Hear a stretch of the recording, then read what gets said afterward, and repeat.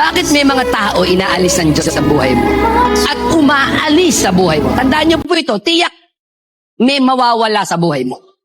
Tiyak may aalis sa buhay mo. Anong dahilan? Because God doesn't build your life on the people who left. Ayaw ng Diyos na i-build mo ang buhay mo sa mga taong umalis.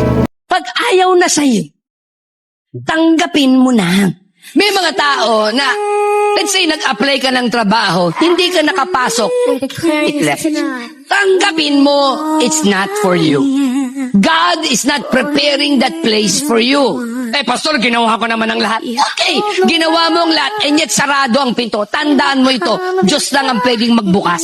Pag ang Diyos nagbukas, kahit sinong gusto magsara, hindi makapagsasara. Pero kapag ang Diyos na nagsara, kahit sinong hindi pwede makapagbubukas.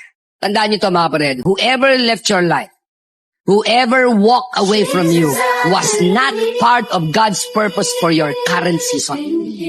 Kapag may umalis sa'yo, may mga bagay na nawala sa'yo, business na wala sa'yo, trabahong nawala sa'yo, perang nawala sa'yo, ibig sabihin, hindi siya part ng God's purpose for you in that current season. That's why God allowed it to go away. Pwede naman niyang pigilin eh. Pero ba't di niya pinigil? Kasi sabi ni Lord, anak, hindi mo yan kailangan for this season. Kasi meron tayong concept that the people who starts with us will stay with us.